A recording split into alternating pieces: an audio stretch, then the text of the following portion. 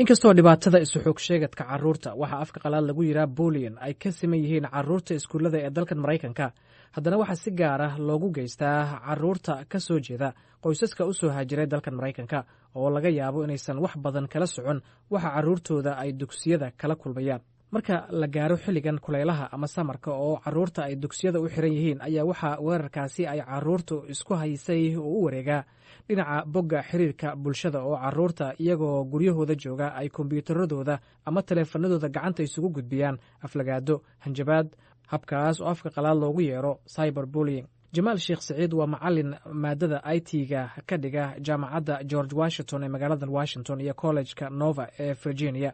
waxa uu sharaxayaa waxa afka qalaad lagu yidhaahdo cyber bullying iyo sida loo adeegsado markii horta la sharxo arrintan buliga oo soomaali lagu sharxo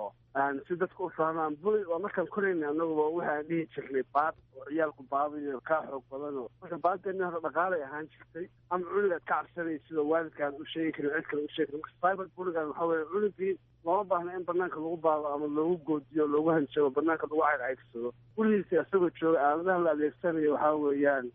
combyuutarkii oo facebookoodii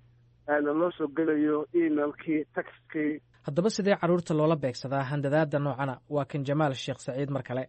markii marku saxo textaa soo dhacay dhalad waxaasaa lagugu sameynaya waxaasaa samaysay ama emailkiisaa la jabsanayaa oo la gelayaa ama facebookaa loogu soo dirayaa ama sida badan gabdhaha bay u badan tahay inta badan gabadhii ayadoo iska tiini jira masawirka qaaqaawanay inta wax ka qaado oo koogeedin la helaba maantana waxaa lahay haddaadan saa samaynin iskuulkao dhan baan u diraynaa haddaadan saa samaynin waalidka baan u diraynaa marka cunuga maanta dhan wuxuu ku noolaanaya argagax waayo markuu seexo textaa soo dhacay facebookkiisa waxa lagu soo dejinayaa twitter baa jira emailkiisa la soo gelayaa marka waa haddii dhaqan soomaali loo bedelo waa baadeena iyo cunug maanta dhan banaanka ku taagan gurigiin albaabkiisa tahay oo banaanka ku taagan banaankaada u bixi karin waalidkiina aan u sheegi karin jamaal sheekh saciid ayaa kula talinaya waalidiinta soomaaliyeed inay wanaajiyaan xiriirka kala dhexeeya carruurtooda si looga badbaadiyo dhibaato maskaxeed oo laga yaabo inay ka dhaxlaan handadaada dhinaca internetka loogu geysto markasta anu waalidiinta soomaalida waxaan kula taliyaa ciyaalkiina teenageka ah ageka udhexeeya 12 ilaa 18 la saaxiiba oo hataa emailkooda iyo facebookooda iyo kala saaxiiba oo kala hadla waayo haddaadan la hadlin dad kala cunugaaga la saaxiibaya haddaan adigu saaxiib la noqonin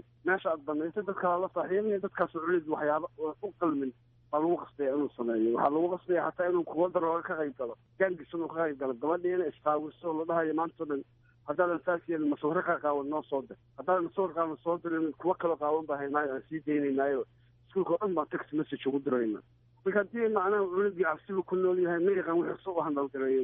marka waa in waalidiinta ay marka walba la saaxiibaan ciyaalkooda macnaheedu waxa weeye wax horay looga qabtay ama waxaan dhihi jirnay soomaalidu dhihi jirtay qofka faraa laga hayaa farihii laga hayay cunugii waxaa lagu kontroolayaa noloshiisii oo dhan marka waa baqamaal wey marka oo aalad hadda la isticmaalay aalad ama combyuutar ama boggaas facebooka la dhaho ama twitter ama email ama text cunugii 5 meelood oo laga soo weeraro leeyahay 5 faruntii baa ku furan cunugaaga waalidiintaasi dhibaatadan ka cabanaya waxaa ka mid ah kuwa soomaaliyeed ee ku nool maraykanka diirye maxamuud waa aabbo soomaaliyeed oo ku nool gobolka minnesota dalkan maraykanka waxa uu ka hadlayaa dhibaatada ka haysata adeegsiga carruurta ee aaladaha internet lagu daalacdo waxaan kuu sheegi karaa oo arrintan horta sideedaba haddaan nahay waalid dhib bay nagu haysaa oo waxaan la kulanaa cunugii markuu iskuul tago wuxuu rabaa in loo gado ipad in loo gado wuxuu rabaa telefoon kaloo qaali ah samsung galaxy waxyaaba adiga annaga aan technolojiya cajiiba waa gartay markaad u gadid cunugii oo baxdidoo aad usoo gadid cunuga maskaxdiisa waxaa ku qufulan wax la yidhaahda chatting iyo pulling macnaha cunugii oo loo caynaya dhibaatay keentaa taas waalidkii aska hor imaanayo waalidkii cunugii waxaa uu samaynayaa sawiruu ka soo qaadayaa waa cunugii kale markaas sawirada kuwa kale u dirayaa guriga adoo fadhiyo caag usoo dirayaa waxaa kasii daran ba macnahaan cunugii aleeg waad gaaban tahay waad madowdahay balaayo iyo baas annaga aan aqoon bay dhahayan waa gartay taas marka dhibay nagu haysaa haddaan waalid nahay waalidiinta iyo iskuullada ay carruurtan dhigtaan ma isku dayaan in arrintan wax laga qabto waa kan diirye maxamuud mar kale waalidkii dhan waa shirnay waxaan ka hadalnay sidii loo xakameyn lahaa ciyaalkii ay waxaan u joojin lahaayeen isku fahmi lahaayeen oo marmar waxay tegaysaaba cunugii waxaa leeyahy waad gaaban tahay waad madowdahay saas baa tahay dagaal baad galaa marka waalidku wuu shiray sidii loo fahansiin lahay sidii macalimiintu fahansiin lahaayeen adigu dhibka waa wen yahay dhib yar maaha khaasatan soomaalida hataa dhankeeda sida lagu sheegay warbixinno kala duwan oo ay soo saareen hay-adaha ka shaqeeya waxbarashada, carruurta iskuullada gaar ahaan dugsiyada dhexe iyo sare loogu xoog sheegto ama lagu baqamaalo ayaa aad ula xarbiya dhigashada iskuulka oo aan ku faraxsanayn. waxaa ku badan kuwa fasallada mararka qaar ka maqnaada, kuwo adeegsada daroogo iyo kuwo mararka dambe isdeldela. Sadiiq Warfaa waxa uu ka mid yahay dadka u dhaqdhaqaaqa jaaliyadda Soomaalida ee ku nool gobolka Minnesota. Marka dhibaato weyn way oo really maarta dhib ka jiro oo carruurta moralkooda hoos u dhigaya oo inta badan qaarkood u effect gareeya lifekooda. Study la sameeyay waxa ilaa carruurta horta 9% oo carruurta 6th grade ilaa 12th grade in lagu sameeyay cyberbullying oo internetka mataqaana laga aflagaadiyo oo lagu hanjabay. Arrinta horta moralka carruurta ayaa hoos u sheegay in waalidka Soomaalida actually aad uga moor qabaan. Waxay u baahan tahay wacyigelin fara badan in lagu sameeyo. Ana cunuga niyadda lagaga jibinayo macnaha